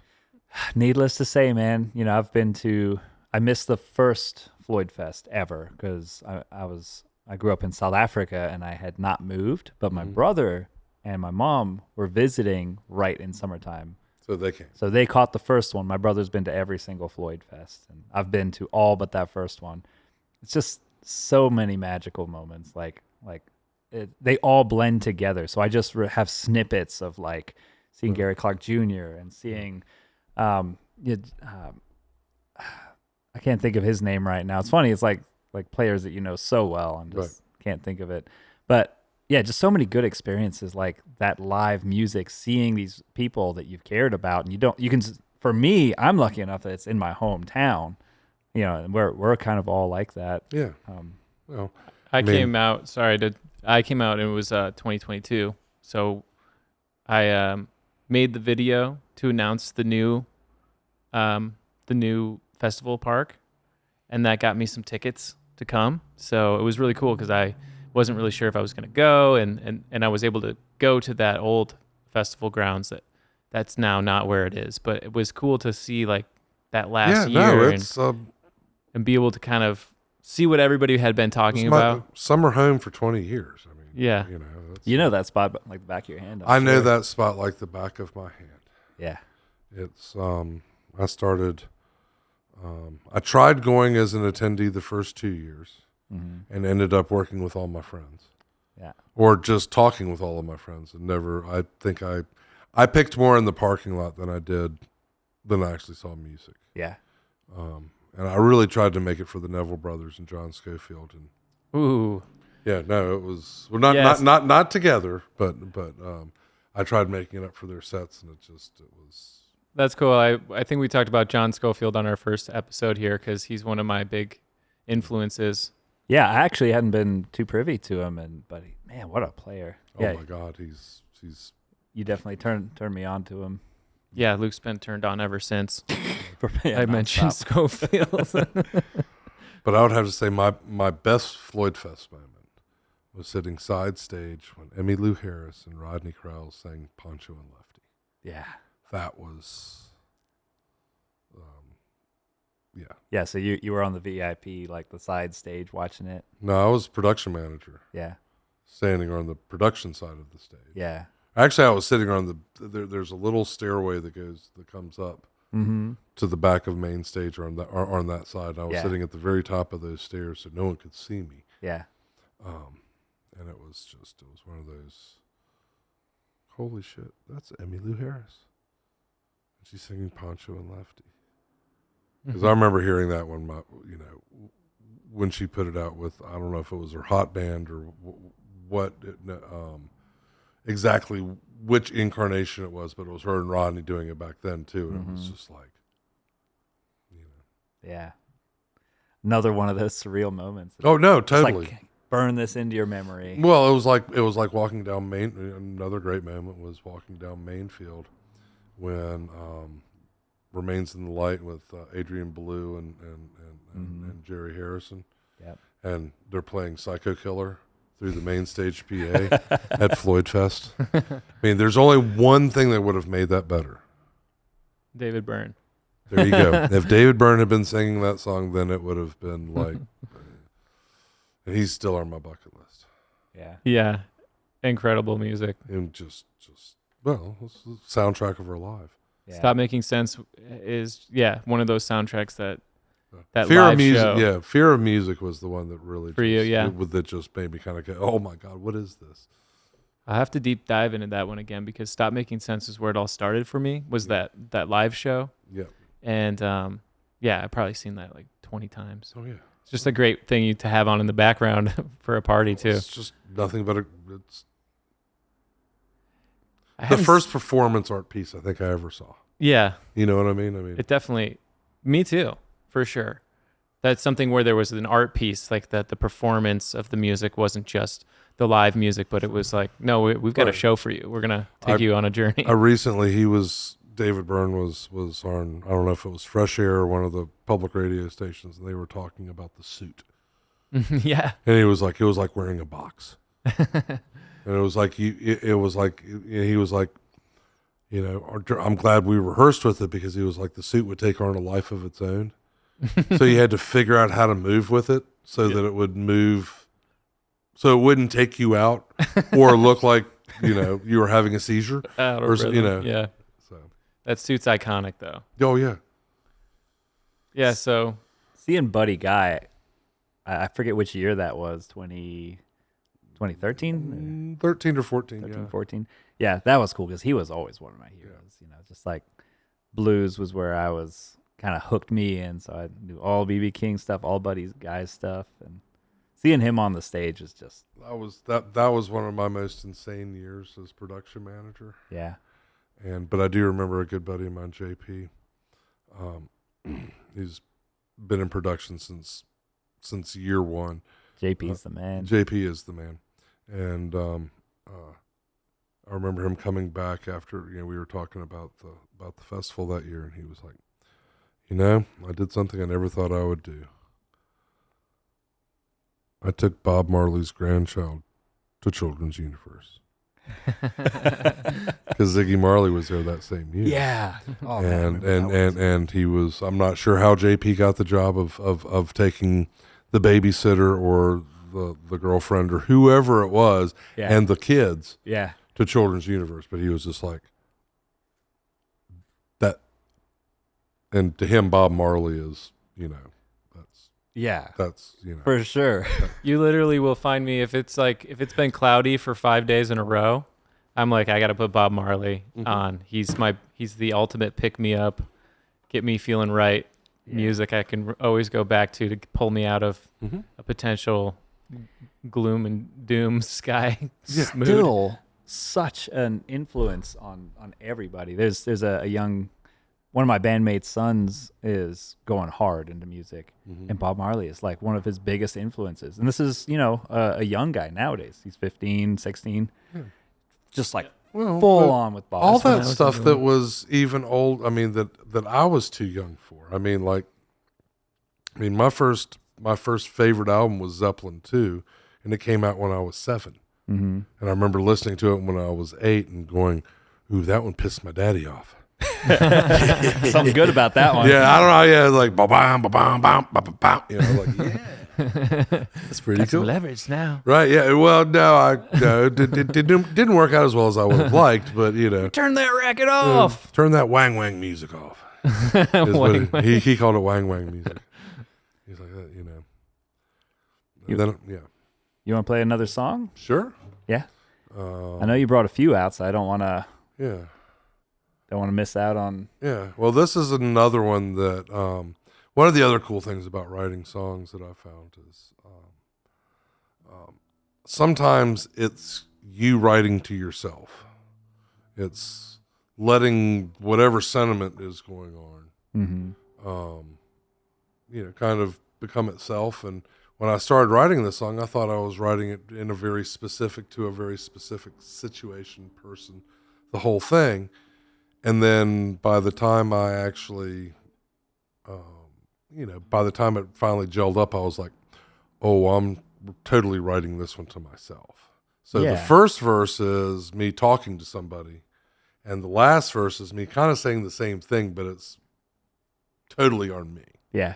So, and it's, and it's basically about being in a bad situation. And the universe giving you all of the data and everything that you need to figure out to make a good decision. And until you actually take the steps to do it, you're going to be in that bad situation. No matter, you can talk about it, you can fret about it, but if you don't actually get up and do something about it. So that's what this song is. It's called Circles Are on the Floor. It's another one where it was the words bothered me. They wouldn't stop. I don't know why you sit there and cry. You could get up and walk out the door. One Saturday or Sunday morning was just like going through my head and just like, all right, I'll write it down. And then the rest of the song kind of came out right after it. It was, so grabs you and says, it hey. grabs you. And then of course the riff behind it was something that I had just been like, ooh, this is cool. Yeah. And, so.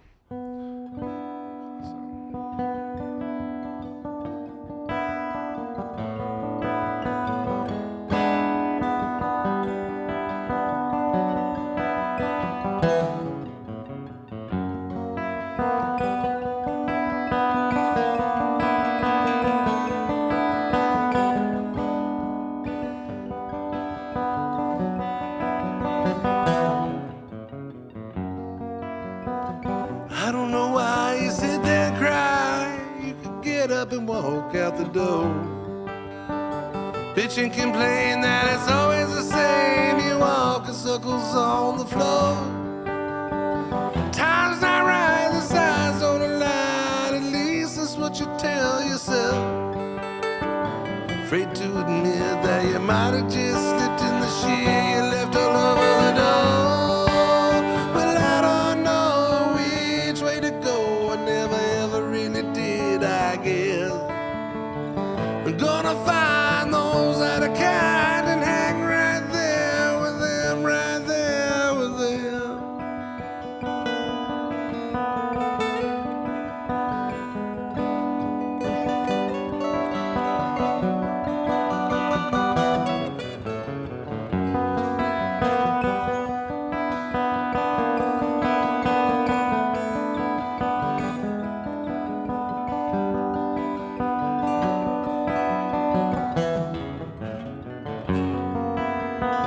I don't know what it all means, I don't think I really care. 'Cause the time's so short and the road's so long, and I like to stop someplace near. Time is the place where the moments have space to develop right into your dreams. Start to take shape and they fully awaken. You wake and don't know what they mean. Well, I don't know which way to go. I never ever really did, I guess. We're gonna find those that are kind, play a little bit of music with them, all with them.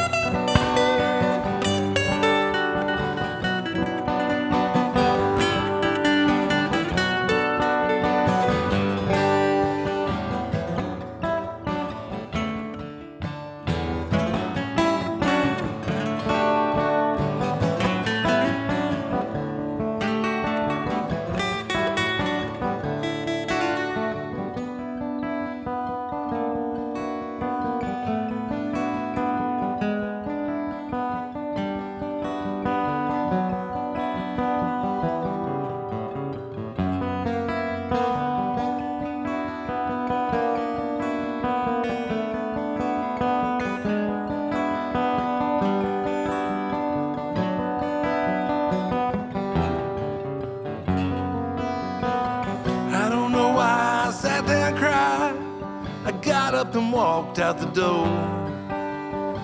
No more bitching, no more complaining. I found my way to the door. Time was right, the signs didn't lie. At least that's what I told myself. Found the life I was looking for. I'm on my way down there. Well, I don't know which way to go. I never ever really did, I guess. I'm gonna find those that are kind and hang right there with them, right there with them.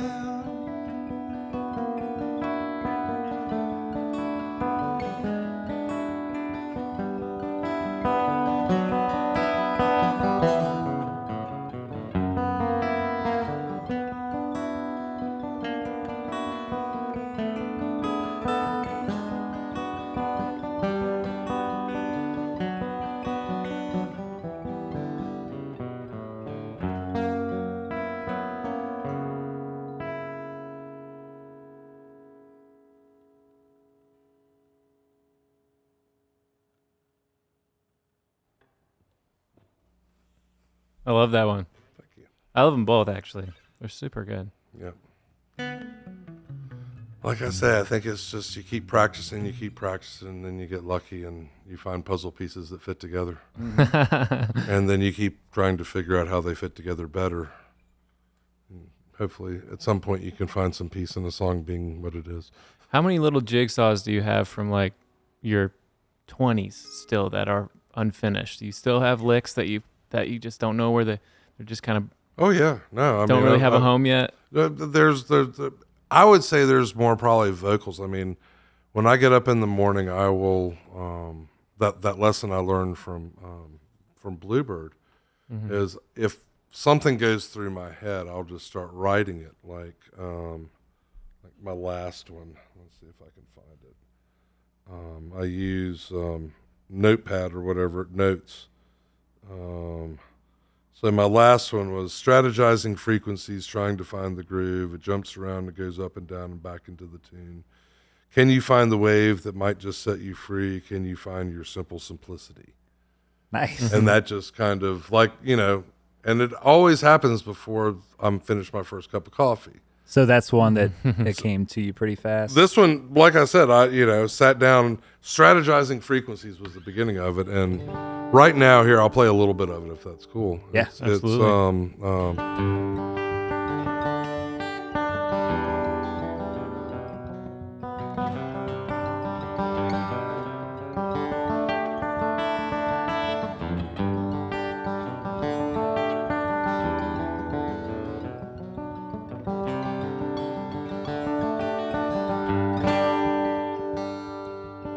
Strategizing frequencies, trying to find the groove. Jumps up and down and all around, goes back into the tune. Can you find the wave that might just set you free? Can you find your simple simplicity? Can you find the time to make it now? Can you find the time to wait for years? Is the time to make time, or is time just pass us by? You'll never know till it's your turn to fly. Is it your turn to fly? Tell me, what will you see?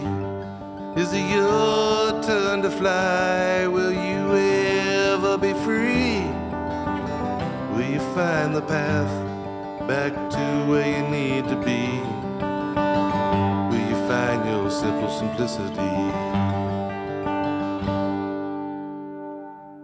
That was great. Yeah. Yeah, man. And who knows where that's going to go, because I actually stole that melody out of another song. Mm-hmm. So, it's just, and who knows whether that is what. Well, now we've got it on the record. Yeah, no, So true. It'll come out and you'll hear it and you'll be like, go. oh, maybe that's what that is. I'm Well, stuck with, I'll be really interested to see what that song sounds like, because that's something that I'm actively working on. I'll be interested to see what that actually sounds like yeah. when this comes out. Well, that's what I've been loving about this kind of setup is it. I don't know. It's like it puts enough pressure on that you're gonna play it in a way that's different than maybe in your underwear in the living room. Right. But it kind of the couple songs that I brought to this, I listened to it afterwards, and just miking it well and it's sounding pretty good. Yeah. It's like it opens up all the new channels of, oh, maybe it needs this, maybe it needs this, or let me change this part. Yeah, sometimes I'm like, oh, maybe I should stop playing because I hear myself too clearly. Yeah. Be careful. I mean, I know that y'all obviously doing this with microphones, you've gotten over the fact of what your own voice sounds like.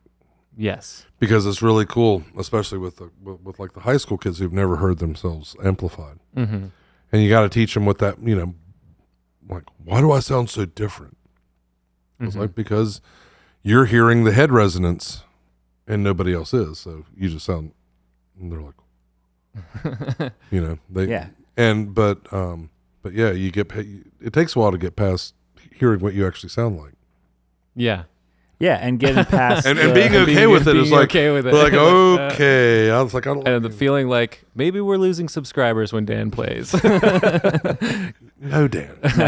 No, Dan. No. I'm a guinea pig. I'm letting myself put myself out there in an uncomfortable way, where something inside me tells me I'm a musician.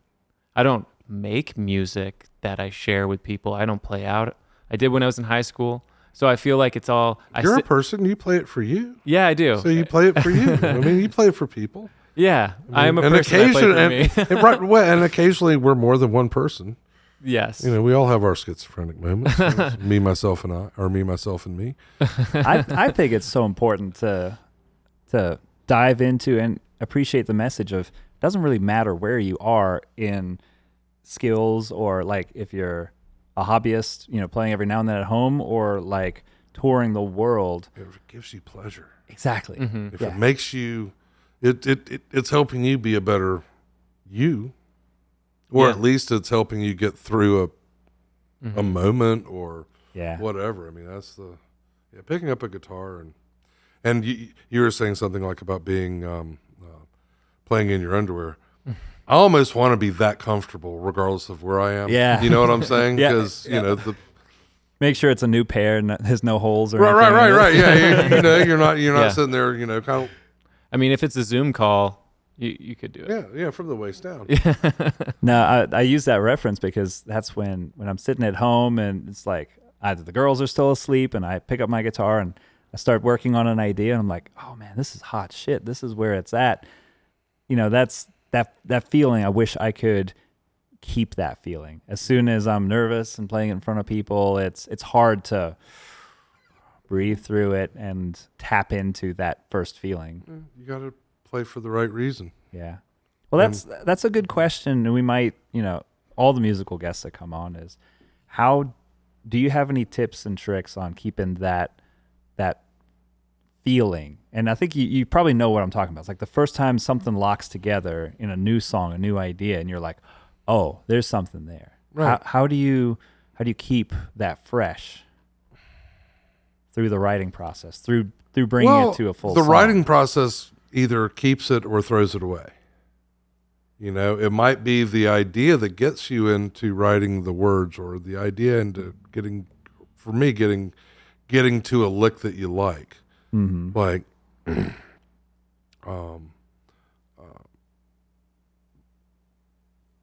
but then as it progresses, if that stays, it's like the greatest thing for a new lyric or a new melody or a new chordings to come back is if it comes back the next morning, or if it comes back the next time you pick up your guitar. Yeah, and it's still there. And there's something, and I use voice messenger or whatever it is, voice memo, yeah. Voice memo so much, and I've got probably up into the thousands at this point. Yeah. Of just little, of me playing like, and going, ooh, what's that? Yeah. Or the little pieces of something. Yeah. And that allows you to do a little better. Yeah. with How great is it that you can just record something like that? Because same as you, I could just scroll for I 20 minutes with just little ideas, little ditties, little vocal things. I mean, I remember when I was a teenager, and that was back in the Stone Ages. But I remember thinking that, I remember when cassettes were first, 8-tracks were a new thing when I was 6 years old. Wow. And that was a really cool thing because you could ride around in your car and listen to something that was pre-recorded. Yeah. Which, it was like, wouldn't it be that cool was if just radio? Well, no, it was radio, but it was like, wouldn't it be cool if we could take a record player in a car? Yeah. Obviously, there's issues there. Yeah. So an 8-track was really cool. The sound quality is bogus, Right. but who cares? Yeah. Yeah, it's with you now. You can carry your music. And an 8-track player or an 8-track tape was about 6 times the size of a normal cell phone. Just one. Just the tape, right? Just the tape. Yeah. And the way you could track through them is you would have 4 sections, and each section would have 2 or 3 songs. And if you wanted to back up and listen to that second song in that little pot of songs, you had to listen all the way through the first song. And so and then I remember when cassette tapes came out. That was, oh my God! And you can record to this stuff. Yeah. Oh, this is the greatest thing ever. And The future is here. The future is here, and and I was a big Deadhead back in the day, and so tapes were currency. That was the coolest thing ever. And then Yeah, and I was just in time for the tail end of cassettes. Right. And you could even take some if this is like a meditation tape that's laying around the house, if you put a piece of tape over that notch, thing you could record over everything. it. Yeah. No, Red Weather, the band I was in back in the 90s, our bass player, his wife used to work at a radiology or a cardiac office. Yeah. And they would do these tests on people. All she did all day was do cardiac things of their heart onto cassette tapes, and the cardiologist or whoever would listen to them and do whatever. And then after that, they wouldn't reuse the tape. Mm-hmm. So that's where we got all these Maxell 90s. Yeah. I mean, hundreds of them. So wait, it had heart rhythms recorded on the tape? That had heart rhythms recorded on the tapes, and we would just cover up the little holes and do our recordings. Yeah. So I mean, I'm sure there's a bunch of tapes out there somewhere where the last song fades out and then It's kind of cool, actually. It's like, Holy crap, that's the whole outro. but I also remember, Star Trek. Yeah. Like, this is Star Trek, Oh, yeah. Cell phones are, Better than Star Trek. well, yeah, you got all of your music. Yeah. And then if you got connectivity, you've got everything that has ever been recorded. Yeah. Ever. Yeah. Instant. Incredible. And I really wish they could figure out some way of monetizing that a little better so that the artist didn't get so run over by it. But it's such a beautiful asset to be able to, the technology is just. But it is funny that we're all sitting here talking about just recording a voice memo thing, which is essentially what your tape recorder back in the day would have been. Exactly. Exactly that. You can record it. You can hear yourself. Right. And that changed things back Yeah.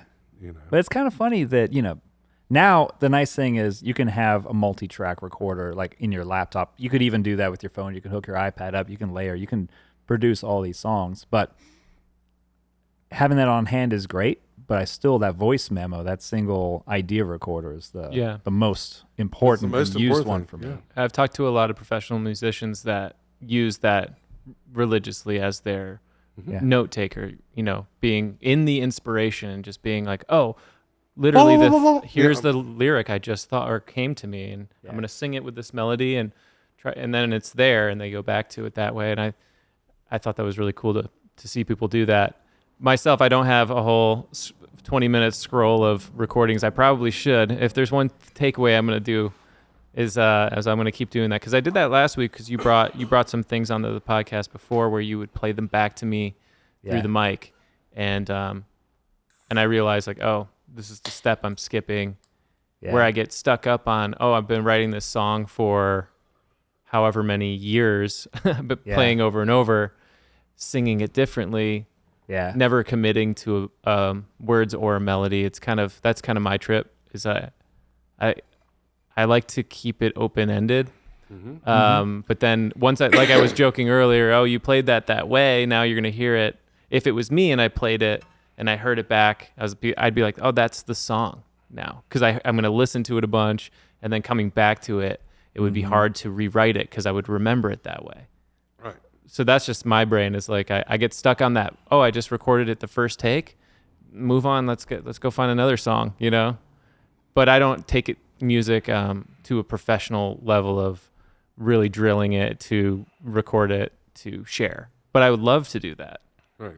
Someday. It just seems like there's so many steps in the way of me making time and committing that practice and making sure before I go down the double black diamond, I know what I'm doing.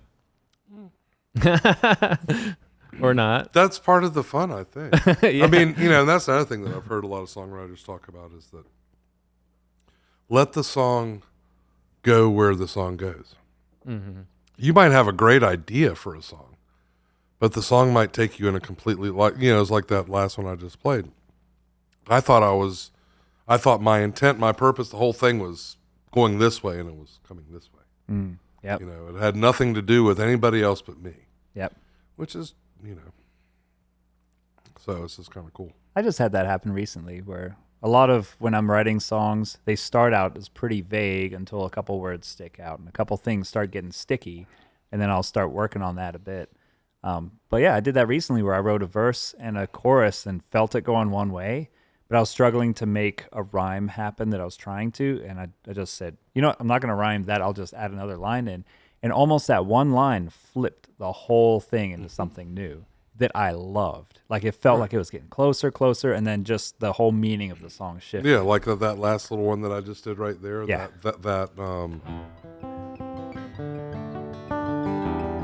And then I did.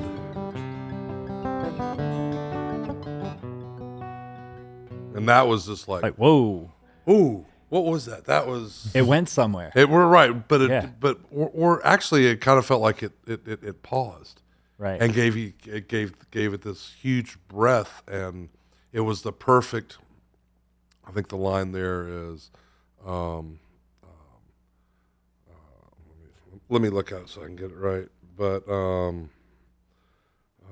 can you find the time to make it now, or can you find the time to wait for years? Yeah, And it was just like, and that "can you wait for years" was where you hit that. And it was just like, oh, wow, yeah, I'm just putting shit off, aren't I? Yeah.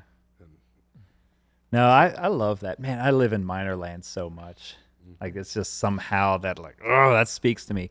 Dan's been subject to me bringing in 3 or 4 slow, mopey minor songs that for me, there's something in there that I need to speak to.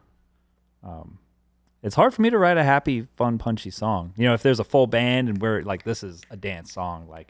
It can come out of me. But well, I find that it's generally the music that's the happy dance thing, and it's the lyrics are always. Yeah. I'm trying to think of one that I've written that was just a happy song.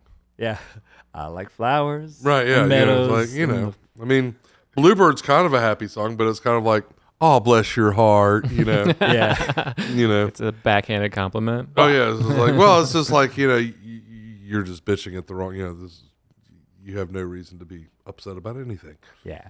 Well, life is not perfect and clean and, everything's nerfed around the edges. Life's a little...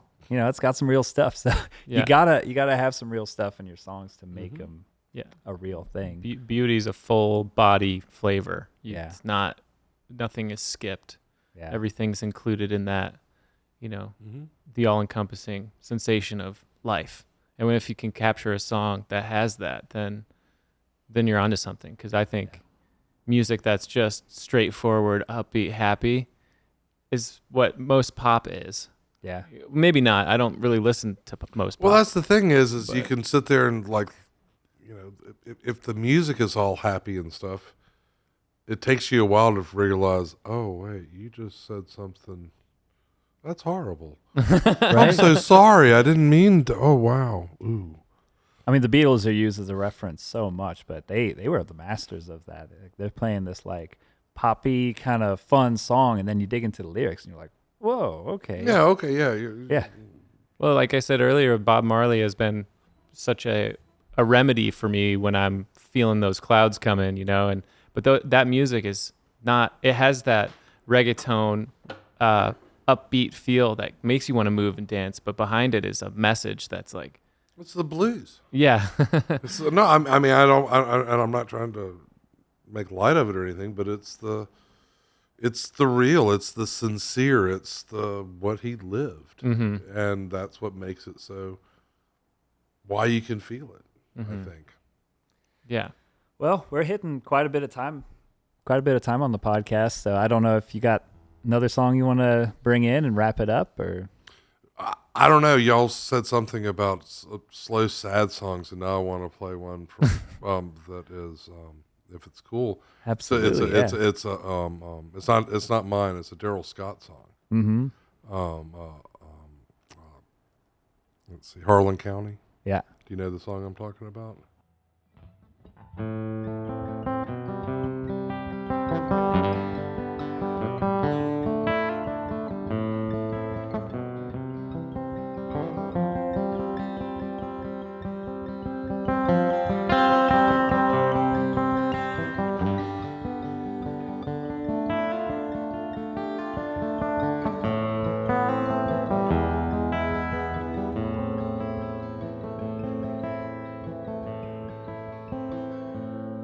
In the deep dark hills, eastern Kentucky, that's the place where I trace my bloodline. And it's there on a hillside gravestone said you'll never leave Harlan alive.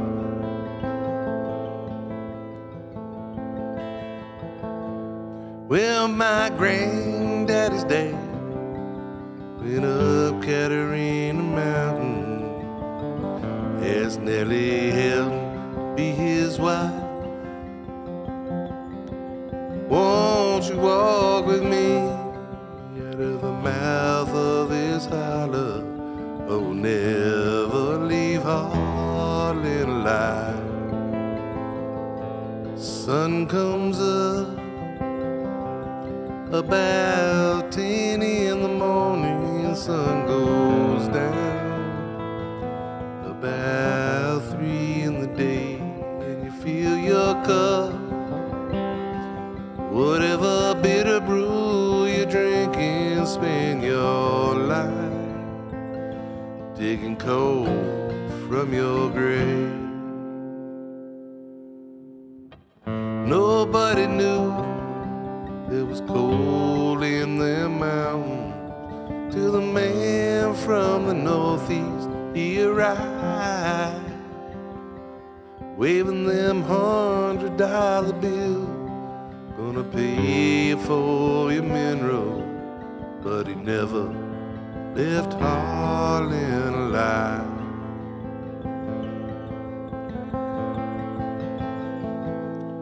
Well, Granny, she sold out cheap, and they went out west to Pineland, and where big Richland River winds. And I know they danced a jig, and I know they sang a new song. Who said we'd never leave this Harlan alive?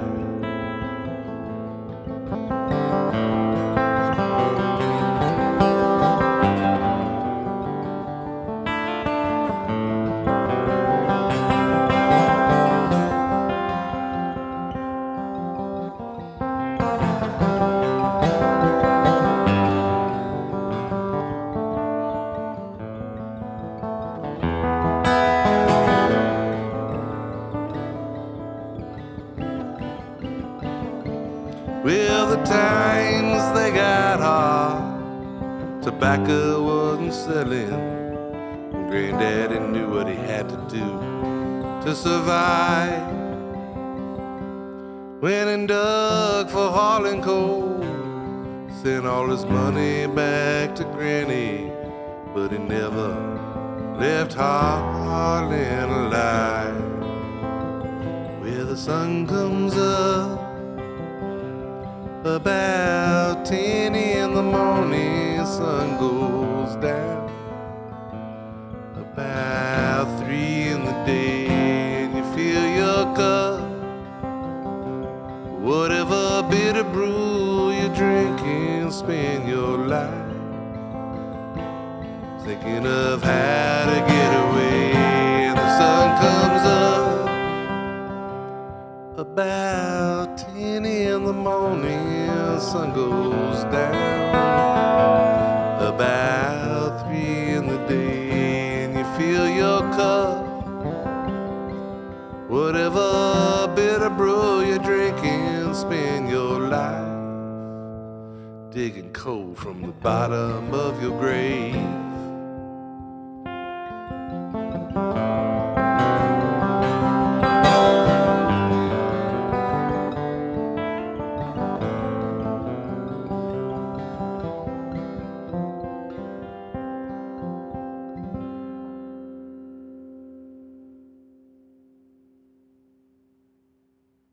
Thank you, Daryl. Such a good one. Beautiful. Yeah. Man, I'm going to mix the shit out of that. Yeah. That's going to sound good. Man, thank you so much for joining us today. Gentlemen, Yeah. Talking music. I actually mean Living that. life. You know, so generally when I say gentlemen, I'm you know, but thank you guys. This was fun. Yeah. It was really, I don't know if it was supposed to be hard or anything, but that was pretty easy. And No. you know, Dude, there's something about the table, the mics. You know, you can do talk 2 hours like nothing, like it just flies past. Yeah, we have to keep ourselves contained sometimes. We're like, whoa, it's almost been 3. Yeah. no, exactly. That's what we were like. You know, hey, we're like, wow.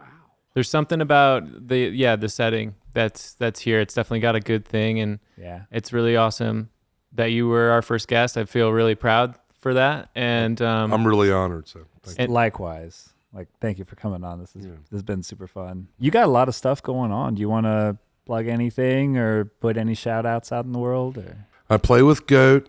I play with a band called Leonard, Blush, and the Camelcals. Mm-hmm.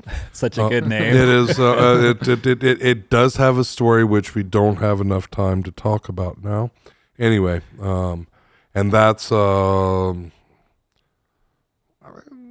country rock with a lot of fun.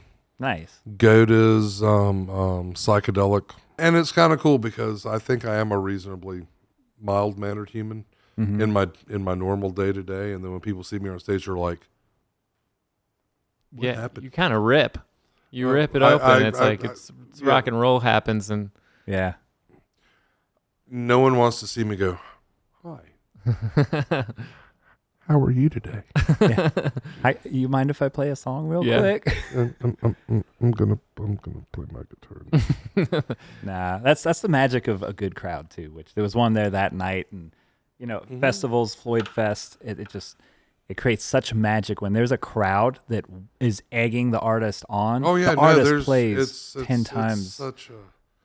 That's why after playing Floyd Fest, which I've had the honor of doing a bunch, it's like August and September are the most anticlimactic gigging months of my life. Because you've hit the Because I've just played for the greatest crowds yeah. for a full weekend. Yeah. And then you go back to Martin's, and I love playing Martin's. But it's a bar crowd, and they're there to get drunk, get laid, something other than maybe 10% are there to actually hear a band. Yeah, there's some good music lovers down there. But you know what I'm saying. But Yeah. but at the festival, it's just everybody is like rabid music fans, Yeah, everybody. and it's like They're there for the music. for the music, and that is intoxicating, and it spoils you. yeah. Spoils you real bad. Yeah. Well, it spoils the audiences too, like to see bands in their element Right. in a venue like that. Well, I think honestly, if audience knew how much their participation mattered, Yeah. you know, I mean, we were just playing a club last weekend, and the first set, I mean, when we came off stage at break, I had half a dozen people come tell me how great it was. Mm-hmm. 3 people the entire first set acknowledged that we were there. Yeah. Second set was pretty normal. But it was just like, hello, is this thing on? Yeah. You know, and it was just, Yeah. Well, I'm always impressed with the musicians that it is a light day or crowd or just, weather hits and they're playing their asses off to 10 people that are there. And then those 10 people play a big role in that too. yeah, oh yeah, because those 10 people are there. They're not just Standing there. in the rain, Right, watching yeah, it all. yeah. Yeah. Well, man, Thank you. thank Yeah, you. I thanks, really John. appreciate it. Appreciate you Let's guys. do this again. Please. Yeah. Yeah. Please.